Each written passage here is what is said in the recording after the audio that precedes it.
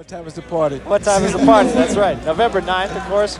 There will be a party in Baltimore, and that will be a party that not only earns some money for a good cause, but also we will have the long-awaited decision by Ray Leonard. I'm not going to ask. Please. Just about set for the first round of the middleweight championship in San Remo, Italy. There's the bell. We're underway. Marvin Hagler on the left of your screen wearing the red trunks, white stripe. Fulgencio Obelmejias in the white trunks wearing red shoes tonight.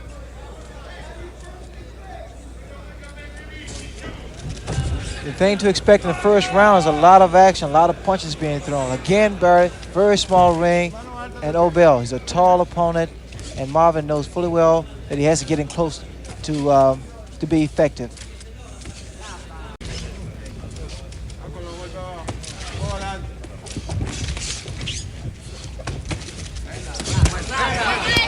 Either one of those punches doing a lot of damage. The crowd comes alive here, though. Fulgencio Obelmejias very popular here, but so too is Marvin Hagler.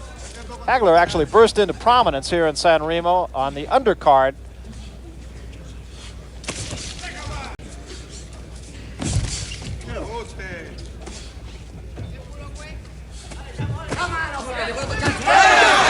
hand by Obel, and another good right hand.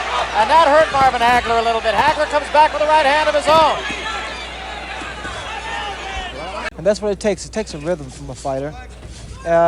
The bad thing to do is to fight the opponent's pace. There was a good left hand by Hagler that caught Obel right on the chin. Hagler working to the stomach now as well. Comes overhand with the right and scores, and Obel gets out of there.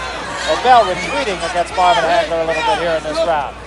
Inside Fulgencio, he can't deal with Marvin because Marvin is the short of the two and can put his punches together a lot, well, far better than Obel. Marvin's corner is very pleased with the way he's fighting. He's Great left hand right there. He's been moving his head, and he's getting inside, and they feel that Fulgencio Obel is starting to slow down now. I think you might have heard Goody Petronelli say that to Marvin Hagler. He'll slow down. He'll get careless, is what they said. And Hagler is a smart enough fighter. You can't afford a mistake. When both of the fighters are inside, it looks like the first fight because this is when Marvin took control, and he was able to hurt Fulgencio Obel. And he hurt him right there as Obel gets out of there and takes another right hand and also takes an uppercut. But those uppercuts really do a lot of damage to fighters. When they work to the body and back up to the head, it raises them up and you're able to come across with the right hand. Just like Marvin just did.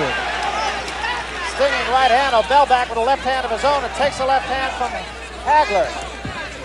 Watch the uppercuts, Bird. Very effective. Once the fighter's down, we see in a crouch. Those uppercuts brings his head up, inline and throw combination. And there was a combination of three punches culminated by a right hand by Hagler and another right hand. Again, watch the uppercuts. Once Hagler gets inside, he works those uppercuts. 10 seconds remaining in the round here. This is the fourth round. It went 8 the first time. Obel taking a beating in this round from Hagler, another chopping right hand. And there's the uppercut at the bell.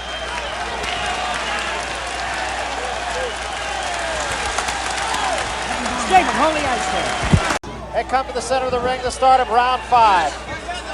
I also heard somebody in Hagler's corner say, get it over with. So let's see if Marvin Hagler does here in the 5th round. This may be the round that Marvin gets Obel out of there because Obel's moving around. He doesn't seem as confident as he was. Left and a right hand by Hagler hurt Obel there. And Hagler's throwing good combinations now, too. Oh, he's getting closer now. And that right jab is getting him closer. Yeah, Marvin Hagler always on balance when he throws a punch, and I think you got a good example of someone who is and someone who isn't here. You notice the way Marvin throws those body shots. They take a toll on the fighter. I think they're taking his toll on Obel. Obel looks like a tired fighter here in the 5th round. He's taken a pretty good beating so far from Marvin Hagler just in the last 2 rounds.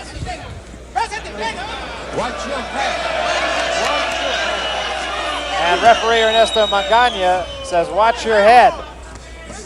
There's an uppercut that scores and a right hand that scores. And Obel's still in close and still taking punishment. And another right hand, and down he goes. Another right hand from Marvin Hagler. Those uppercuts were very effective. Raise his head. And he's that's over. it. He's through, Barry. This one is all over. And that was a smashing right hand that did it. Marvin put some beautiful combinations together. He was a technician tonight. With this morning, I may say. And you can really see him start to get in a rhythm after about the second round. Marvin Hagler's handlers have him up on their shoulder now. 2 minutes, 40 seconds of the 5th round, the official time. And Marvin did break a sweat, and I think he had a pretty good work.